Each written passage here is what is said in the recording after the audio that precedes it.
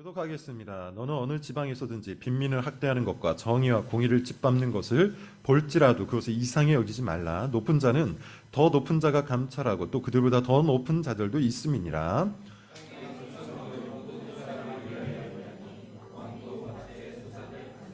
은을 사랑하는 자는 은으로 만족하지 못하고 풍요를 사랑하는 자는 소득으로 만족하지 아니하나니 이것도 헛되도다.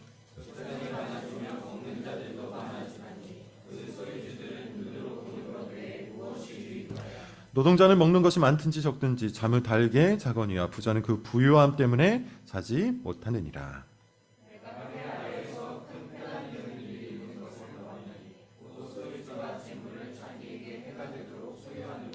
그 재물이 재난을 당할 때 없어지나니 비록 아들을 낳았으나 곧 소유주가 재물을 자기에게 해가 되도록 소유하는 것이라.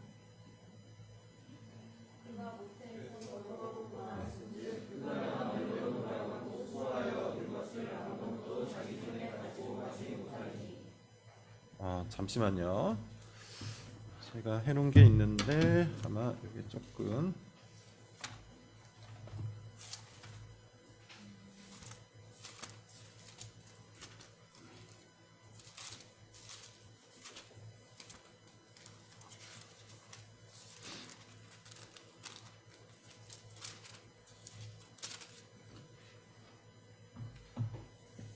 자, 16절이죠. 이것도 큰 불행이라 어떻게 왔든지 그대로 가리니 바람을 잡는 수고가 그에게 무엇이 유익하랴.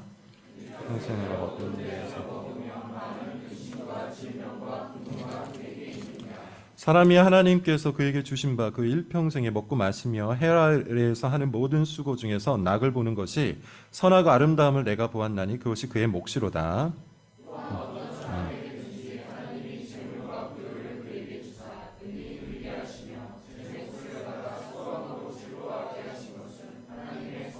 같이 읽겠습니다.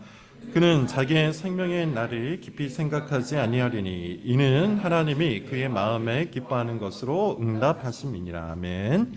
자, 전도서 강의 11번째 시간입니다. 제목은 돈은 정말 유익한가? 돈은 정말 유익한가입니다. 정의가 무엇인가라는 책 한때 굉장히 유행했었죠. 마이클 샌델이라는 하버드 교수가 쓰신 책인데요. 같은 주제로 대학교에서 했던 강의를 가지고 만든 책입니다. 아주 유명한 책이죠. 이분이 쓰신 책 중에 또 다른 책이 있어요. 이 책보다는 덜 유명한 책인데 제목이 이겁니다. 돈으로 살 수 없는 것들이라는 책이에요. 돈으로 살 수 없는 것들. 부제는 무엇이 가치를 결정하는가. 그가 비판하는 것은 이겁니다. 모든 것을 사고 파는 자본주의 사회에서 가치를 결정하는 기준이 실질적으로 돈이라는 것이죠. 예컨대 기업 가치는 여러분 무엇이 결정하죠? 어떤 하나의 기업을 결정하는 그 가치는 주가입니다. 돈이죠. 그 기업의 도덕적 가치, 그 기업의 사회적 가치, 그리고 그 기업의 미래적 가치 등 이 모든 것들을 돈 안에 포함시켜서 주가로 반영을 하죠. 상품 가치도 여러분 똑같습니다. 결국 돈에 의해서 결정이 되죠. 예컨대 똑같은 공장에서 똑같은 품질로 생산된 운동화가 있어도 나이키 상표 하나가 붙으면 돈이 10만 원, 20만 원이 됩니다. 반면 상표가 없는 운동화는 2만 원, 3만 원밖에 하지 않죠. 품질은 똑같아도 결국 사람들이 그 가치를 생각하는 것, 그 가치를 결정하는 것은 가격으로 결정을 하는 거예요. 품질이 아니라 가격이 그 상품의 가치를 결정한다. 이런 사람들의 심리를 이용한 것이 명품 마케팅 같은 것이죠. 일부러 비싼 가격표를 붙이는 겁니다. 그러면 사람들이 가격을 보고서 그 상품 가치를 인식하는 거죠. 비쌀수록 잘 팔리는 이유예요. 마이클 샌델은 자본주의 사회에서 거래되는 것은 상품만이 아니라 도덕과 윤리도 거래된다고 해요. 대표적인 행위가 헌혈입니다. 여러분 기억하실지 모르겠지만 과거 헌혈은 그냥 자선행위였어요. 헌혈을 통해 다른 사람의 생명을 살리는 일에 사람들이 기쁨으로 자발적으로 임했다는 것이죠. 그렇게 참여를 했어요. 근데 어느 순간부터 이 헌혈이 매혈이 되었죠. 피를 파는 겁니다. 헌혈 행위가 시장에서 거래되기 시작한 거죠. 심지어 공공기관에서마저도 인센티브를 제공하는데 예컨대 헌혈을 하면 영화 예매권을 주죠. 이것도 일종의 가치 거래 형태입니다. 이와 같이 여러분 도덕적 가치도 윤리적 가치도 돈에 의해서 자리매김을 하는 그런 시대가 열린 겁니다. 앞서 말한 것처럼 요즘에는 기업 가치를 평가할 때 그 기업의 윤리성 그리고 공공성도 포함시켜요. 사실 과거에는 그렇지 않았죠. 과거 기업 가치는 오로지 생산성밖에 없었습니다. 그러나 요즘에는 그 기업의 생산성과 도덕성과 공공성을 다 포함시켜서 결정하는 거예요. 쉽게 이야기하면 도덕도 공공정신도 돈이 가치를 결정을 한다는 것이죠. 어느덧 도덕적 가치도 돈 속에 들어오게 된 겁니다. 그러면서 마이클 샌드는 이렇게 말해요.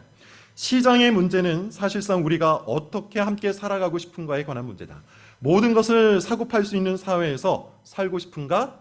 시장에서 거래되지 않고 돈으로도 살 수 없는 도덕적, 시민적 제한은 존재하는가?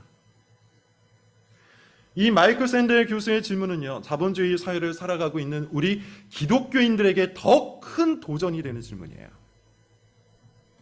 무엇이 가치를 결정하는가? 무엇이 진정 유익한가? 안타까운 것은 기독교인이 이런 질문 앞에서 진지하게 탐구하지 않는다는 것이죠. 이런 질문을 사실상 스스로에게 묻지도 않고요, 중요하게 생각하지도 않아요. 2022년 라이프웨이 리서치 팀이요, 새해 결심에 대한 미국인들의 견해라는 제목으로 설문조사를 했는데요. 이때 29%로 동률을 차지한 것이 있어요. 하나는 하나님과의 관계입니다. 29%의 미국인들이 하나님과의 관계를 새해 결심으로 두었다는 것이죠. 똑같은 비율, 똑같은 29%가 나온 게 하나 더 있는데요. 돈이에요. 새해에는 돈을 버는 일에 더 신경 쓰겠다라는 응답도 29%가 나왔답니다. 새해 결심이 모든 것을 말해주지는 않을 겁니다. 그러나 하나님과 돈이 동률로 나왔다는 것은 적어도 그 머릿속에 하나님과 재정이, 하나님과 돈이, 하나님과 물질이 거의 비슷한 비율로 들어있다는 것을 보여주는 것이죠. 2021년 설문조사에는 또 이런 것이 있어요. 17개국 대상으로 한 설문조사입니다. 질문은 이거예요. 당신 삶을 의미 있게 만들어주는 것은 무엇인가? 14개 국가에서 가족을 1위로 꼽았다고 합니다. 뭐 그럴 수 있죠. 가족이 내 삶을 의미 있게 만들어준다. 스페인이라는 나라에서는 건강이 1위였대요. 대만은 의외로 사회가 1위입니다. 그런데 이 17개 국에서 유일하게 돈을 꼽은 나라가 있어요. 어딜까요? 우리나라입니다. 돈이 내 인생을 의미 있게 만들어준다. 압도적 격차로 1위였습니다. 심지어 신앙은 1%밖에 나오지 않았는데요. 여기에서 말하는 신앙이란 기독교 신앙만 얘기하는 게 아니죠. 불교 등등 다른 모든 신앙을 포함하는 거예요. 우리나라보다 더 낮은 나라는 일본밖에 없었다고 합니다. 어찌되었든 우리나라 기독교인 중에 상당수가 신앙보다도 돈을 더 의미 있는 것으로 꼽았다는 것이죠. 두 가지 설문조사는 상당한 도전이에요. 실제로 교회 현장에서 목회를 하다 보면 아주 강하게 느끼는 부분이기도 합니다. 내 삶의 진정한 유익은 돈이다. 내 삶을 더 의미 있게 만들어주는 것도 돈이다. 말은 하지 않지만 사실 은연중에 이런 사고를 가지고 있는 사람들이 교회 전반에 널리 퍼져 있어요. 예컨대 이런 말을 하는 사람도 있었습니다. 그래도 돈 없으면 다 소용이 없어요. 신앙도 좋고 예수님도 좋고 복음도 좋지만 돈이 없으면 그래도 다 소용이 없어요. 목사인 저에게 실제로 이렇게 말하는 사람도 있어요. 이 충격적인 말이 충격조차 주지 않는 것이 우리 시대의 가장 커다란 충격이에요. 오늘날 교회가 얼마나 깊이 돈 사상에 빠져 있는지를 보여주는 거죠.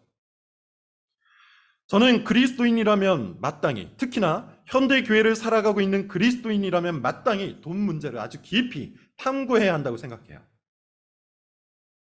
자본주의 사회는 말 그대로 자본이 모든 가치를 결정하고 그것이 너무나도 자연스럽게 사회 전반에 스며들어 있기 때문입니다.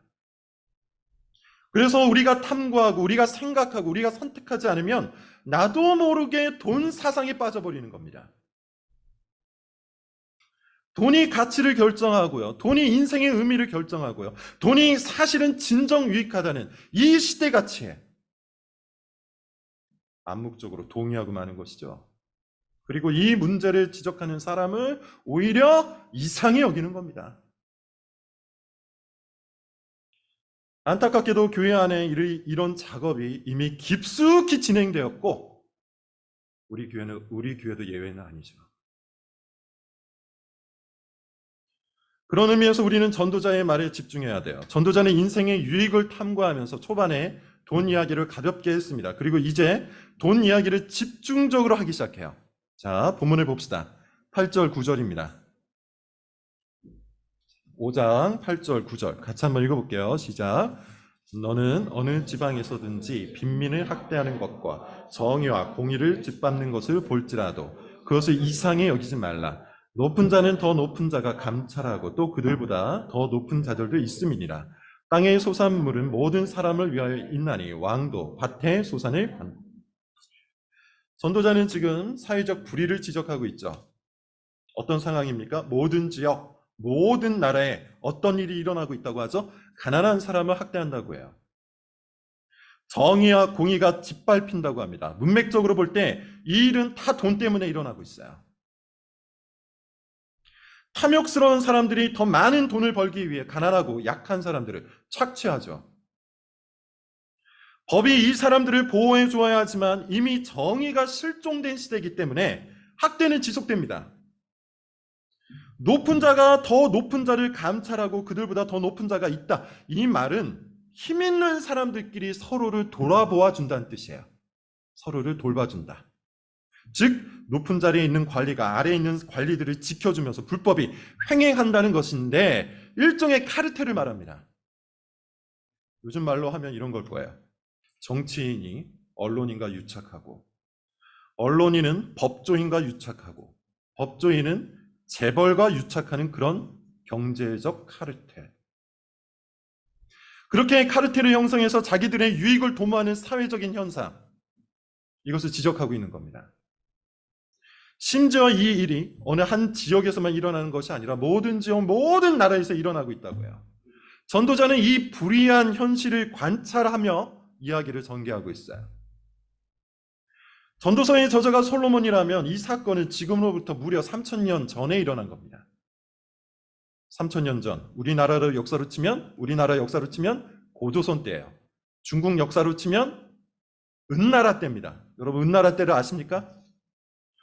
어떤 때인지도 모를 만큼 아주 옛날이에요. 그런데 그 옛날부터 이미 돈 때문에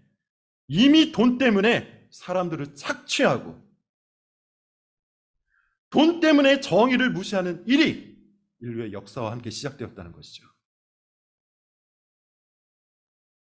이 말이 전하는 진정한 의미는 돈을 사랑하는 것이 인간 본성에 해당하는 것이란 뜻이에요.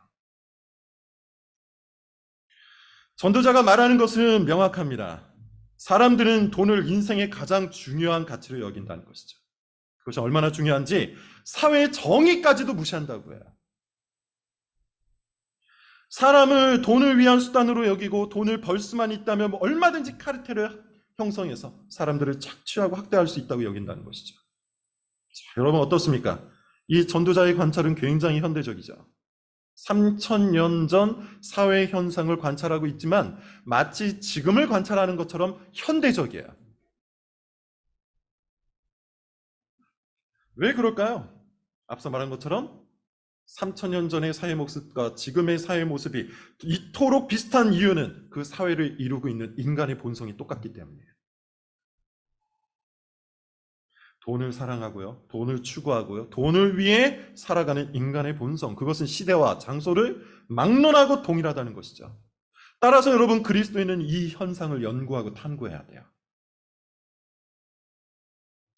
우리는 자본주의 사회를 살아가고 있기 때문에 이런 사회 현상, 돈을 사랑하고 돈을 추구하고 부를 소유하고자 하는 이런 사회 현상을 아주 자연스럽게 받아들입니다. 심지어 이런 사회 현상, 곧 자본주의 체제를 가장 완전한 형태로 인식하기도 해요. 아무런 성경적 근거도 없이.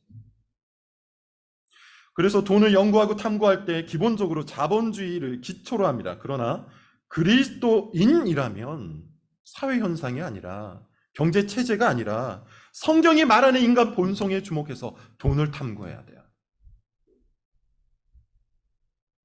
그래야 돈에 대한 올바른 판단을 내릴 수가 있는 겁니다. 자, 그렇다면 성경이 말하는 인간 본성 뭡니까? 우리 10절을 같이 한번 읽어볼까요? 10절입니다. 시작. 은을 사랑하는 자는 은으로 만족하지 못하고 풍요를 사랑하는 자는 소득으로 만족하지 아니하나니 은은 돈이에요. 당시에 통용되던 은전이 바로 돈이었기 때문이죠. 뭐라고 말하고 있습니까? 돈을 사랑하는 사람은 결코 돈으로 만족하지 못한다. 풍요를 사랑하는 사람도 돈으로 만족하지 못한다. 새 번역이 이것을 조금 더 좋게 표현을 했습니다. 이렇게 번역을 하고 있어요. 돈 좋아하는 사람은 돈이 아무리 많아도 만족하지 못하고 부를 좋아하는 사람은 돈을 아무리 많이 벌어도 만족하지 못한다. 이것이 성경이 말하는 인간의 본능, 인간의 본성이에요. 사람들은 더 많은 돈을 갈망하고요. 더 많은 돈에도 만족하지 못해서 또 더 많은 돈을 위해 무엇이든 한다는 겁니다. 하박국 2장 5절 돈에 마음을 둔 자는 족한 줄을 모르기 때문에 수월처럼 자기 욕심을 넓힌다. 잠언 30장 15절 돈을 사랑하는 사람은 거머리에 두 딸처럼 계속해서 더 달라고 소리친다. 이사야 5장 8절 돈을 사랑하는 사람은 집에 집을 더해서 가지려고 하고 땅에 땅을 더해서 가지려고 한다. 여러분 얼마나 현대적 관찰입니까? 오늘날 부동산 투기를 하고 각종 투자로 돈을 벌려고 난리를 치는 현대인의 모습을 우리는 전도서를 통해서 그대로 보고 있어요. 부하려고 하는 자, 돈을 사랑하는 사람은 집에 집을 더해서 가지려고 하고 땅에 땅을 더해서 가지려고 한다. 그러므로 여러분 우리가 돈 사랑에 대해서 알아야 하는 것은 이것이 현대적 질병이 아니라는 것이죠. 단지 자본주의 사회에서만 나타난 현대적 질병이 아니라는 사실이에요. 돈 사랑은요, 인간 본성에 달라붙어 있는 고질적 질병입니다. 그러니 흘러가는 대로 돈을 사랑하고, 그러니 흘러가는 대로 자연스럽게 돈을 추구하고, 돈의 가치와 의미를 걸면서 살아가는 것, 그게 그리스도인의 태도일 수가 없는 것이죠. 그리스도인이라면 마땅히 성경이 말하는 대로 돈을 탐구해야 돼요. 여러분들이 이 일에 더 진지하게 임할 수 있기를 바랍니다. 자, 이제 11절부터 17절까지 돈 많은 사람이 나오는데요. 전도자는 그의 인생이 얼마나 허무한지를 이렇게 이야기합니다. 자, 11절부터 17절까지 저랑 좀 교독을 하겠습니다.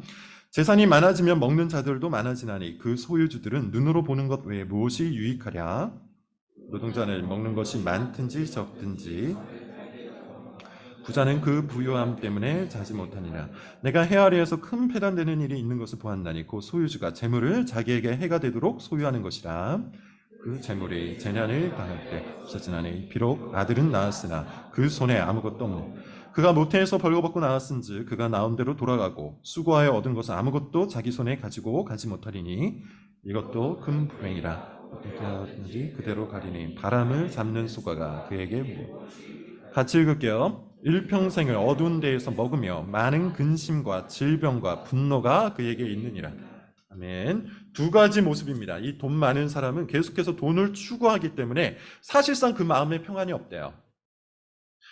탐욕은 우리 삶과 마음을 평안하게 하는 것이 아니라 오히려 불안하고 근심하게 만듭니다. 그래서 12절 소장농은 그냥 편안하게 잠을 자는 반면 소유주는 근심으로 잠을 이루지 못한다고 하죠. 이 구절이 말하는 진정한 의미는 돈이 쾌락은 줄 수 있을지언정 행복을 줄 수 없다는 것을 말해요. 두 번째는 14절 이하에 나오죠. 돈은 영원할 수 없다. 이렇게 얘기합니다. 돈은 있다가 사라져요. 무엇보다 죽음 앞에서 돈은 아무런 의미가 없고 유익도 없다고 하죠. 여러분 죽으면서 돈다발을 가져갈 겁니까? 죽고 난 다음에 부동산이 여러분 무슨 소용입니까? 죽고 난 다음에 은행 계좌 얼마가 들어있는지 얼마가 찍혀있는지 그게 무슨 소용이 있어요? 돈을 벌려고 그 난리를 치는 게 정말로 중요할까요? 17절을 보세요. 많은 사람들이 지금도 돈을 벌려고 어둠 속에서 먹고 많은 근심을 하고 질병과 분노 속에서 사는데 이렇게 사는 게 정말 제대로 사는 걸까요? 전도자는 이와 같이 돈을 사랑하는 사람이 이 땅에서 겪는 각종 불행을 관찰하고 있죠. 어떤 사람이 이렇게 반문할 수도 있어요. 그렇지 않더라. 돈 많은 사람들이 내가 보니 잘 먹고 잘 사더라. 돈 많은 사람들이 그렇지 않은 사람보다도 행복하더라. 정말 그럴까요? 여러분, 사실 이렇게 말하는 것은 그냥 딱 그 상태, 돈 많은 그 상태를 보고 사는 것이죠. 그런데 사실 사람의 인생이라는 것은 점이 아닙니다. 선이죠. 그 돈 많은 사람이 돈을 벌기 위해 어떤 고생을 했고, 그 돈을 유지하기 위해 지금 어떤 스트레스가 있으며, 또 앞으로 더 많은 돈을 벌기 위해 어떤 탐욕을 부리고 있는지 우리는 알지 못해요. 그냥 돈 쓰는 모습을 보면서 그가 행복하더라. 상상할 뿐인 것이죠. 오히려 우리가 분명하게 아는 것은 이겁니다. 그렇게 돈 많은 사람도 파산을 합니다. 그렇게 돈 많은 사람도 이혼을 합니다. 그렇게 돈 많은 사람도 교통을 겪고, 그렇게 돈 많은 사람도 스스로 자기 목숨을 끊습니다. 그리고 그렇게 돈 많은 사람도 모두 다 죽음을 경험하죠. 이것이 우리가 분명하게 아는 겁니다. 한국인 투자자 중에 가장 성공했다는 평가를 들은 사람이 있어요. 빌 황이라는 분입니다. 젊은 시절부터 월가에서 촉망받는 투자자였고 실제로 엄청난 돈을 벌었다고 하죠. 그런데 이분이 2년 전에 월가 사상 최고의 손실을 내었다고 뉴스가 났어요. 최단기간 최대 손실을 보았다고 하는데요. 이틀 만에 24조를 날렸다고 합니다. 이틀 만에 24조를 날렸대요. 이분은 목사의 아들이십니다. 그리고 기독교인이세요. 물론 이것이 그분 인생의 끝은 아닐 겁니다. 하나님의 은혜가 있고 하나님의 인도가 있으리라고 생각해요. 우리가 받아야 하는 것은 뭡니까? 그 엄청난 돈, 24조라는 그 엄청난 돈이 이틀 만에 흔적도 없이 사라질 수도 있다는 것이죠. 그리고 실제로 그런 일이 벌어졌잖아요. 최근 주식 투자로 부자가 되었다, 코인 투자로 부자가 되었다, 부동산 투자로 부자가 되었다, 이런 말들을 하는 사람들이 많은데 사실 여러분 그것은 아주 일부 성공한 사람들 이야기고 그 소수의 성공한 사람들 외에 실패한 사람들이 얼마나 많은지 몰라요. 우리는 그저 뉴스와 소문을 통해 아주 소수의 성공 사례를 듣고 있을 뿐이에요. 실제 이 시간 동안에 돈이 사라지는 것을 경험한 사람들이 훨씬 더 많죠. 그래서 정부에서도 영끌족들을 위해 구제책을, 구제 방안을 고심하고 있는 거 아닙니까? 제가 말하고자 하는 것은 이겁니다. 각종 소문과 뉴스에 선동당하지 말라는 것이죠. 돈에 대해서 이러쿵저러쿵 말하는 이 시대 가치에 함몰되지 말라는 겁니다. 우리가 들어야 하는 소리는 이 세상이 말하는 것이 아니에요. 유튜브에서는 말하는 경제 전문가들의 이야기가 아니에요. 유튜브에 나오는 투자 전문가, 주식 투자 전문가, 코인 투자 전문가, 부동산 투자 전문가들의 말이 아니에요. 돈에 대해서 우리가 들어야 하는 소리는 성경의 소리입니다. 자본주의 경제학 책을 펼쳐서 돈에 대해 공부하기 전에 성경책을 펼쳐서 먼저 돈을 탐구해야 한다는 것이죠. 세상 사람들이 말하는 재테크 방법에 귀를 기울이기 전에 하나님께서 말씀하시는 돈 이야기를 먼저 들으시기를 바랍니다. 자, 이제 성경이 말하는, 전도자가 말하는 결론 부분을 한번 들어보죠. 오늘 본문 18절부터 20절입니다. 18절부터 20절 같이 한번 읽어보겠습니다. 시작. 사람이 하나님께서 그에게 주신 바 그 일생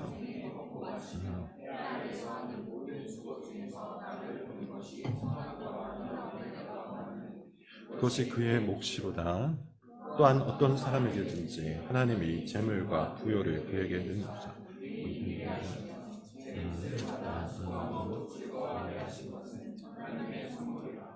그는 자기의 생명의 날을 깊이 생각하지 아니하리니 이는 하나님이 그의 마음에 기뻐하는 것으로 응답. 전도자의 결론은 굉장히 일상적입니다. 그리고 굉장히 평범합니다. 전도자는 돈에 대해서 과도히 적대하지도 않고요. 돈을 또한 가치 중립적인 것으로 여기지도 않아요. 전도자는 지금 돈의 유용성과 그것이 가지고 있는 신학적인 의미를 우리에게 가르치고 있어요. 자, 먼저 돈의 유용성. 뭡니까? 돈은 필요하죠. 18절입니다. 돈은 우리 수고의 몫이라고 하죠. 우리가 열심히 일하고 수고해서 얻게 된 우리의 몫이라고 해요. 하나님께서는 우리가 수고하여 얻게 된 그 몫을 즐겁게 누리기를 원하세요. 그러므로 여러분, 우리가 먼저 알아야 될 것은 뭐냐면 돈을 지나치게 과도하게 적대할 필요는 없다는 것이죠. 오히려 우리가 할 일은 열심히 일해서 돈을 버는 겁니다. 돈을 사랑하고 돈을 탐욕하고 돈을 인생의 목적으로 여기지 말고 힘써 일해서 얻게 된 우리의 목, 곧 우리의 수고로 벌게 된 그 돈을 우리가 필요한 곳에 쓰면서 즐겁게 살라. 이것이 전도자의 권면이에요. 다시 한번 말씀드리지만 돈은 유용합니다. 돈은 우리가 즐겁게 살고 우리가 행복하게 살고 필요한 곳에 쓸 수 있게 만드는 수단이기 때문이에요. 그러므로 전도자의 말로 여러분을 권한다면 열심히 일해서 돈을 버십시오. 그리고 그 돈으로 필요한 곳에 사용하면서 즐겁고 행복한 삶을 사십시오. 이렇게 말하겠습니다. 이것이 돈을 대하는 첫 번째 방법이에요. 두 번째, 19절이죠. 돈은 하나님께서 주시는 겁니다. 돈은 하나님의 선물이에요. 표면적으로 18절에서 우리가 보았듯이 표면적으로 보면 돈은 우리의 수고를 통해서 얻게 된 우리의 몫이지만 사실은 하나님께서 우리의 재능과 환경을 조절하셔서 우리에게 허락하신 선물입니다.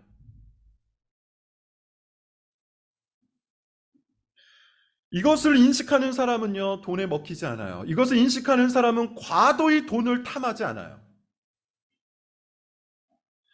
이것을 인식하는 사람은 돈에 매이지도 않습니다. 오히려 돈을 이 땅에서 살아갈 수 있도록 주께서 주신 선물로 받아들여 감사하게 삽니다. 감사하게 받고 기쁘게 사랑하고 올바르게 나눕니다. 하나님의 뜻대로 돈을 벌고 하나님의 뜻대로 돈을 사용한다는 것이죠. 돈을 하나님의 선물로 여기는 사람에게 주어지는 가장 큰 복은 20절이에요.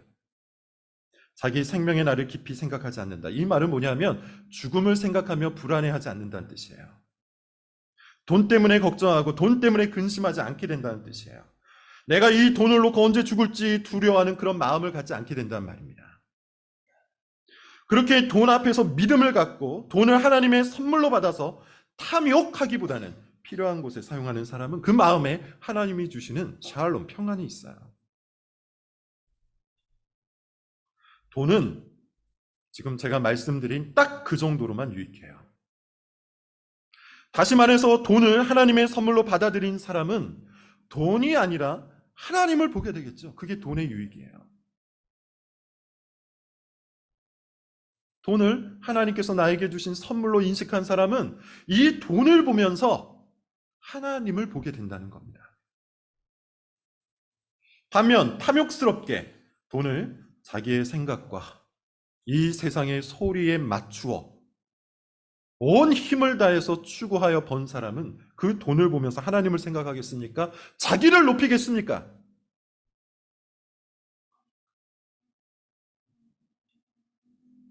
하나님은 자기 자녀들이 하나님을 기뻐하기를 원하세요. 그래서 하나님께서는 자기 자녀들에게 선물을 주시는데 돈도 그중 하나일 뿐입니다. 그리고 하나님은 이 선물을 통해서 자녀들이 하나님을 알기를 원하시는 겁니다.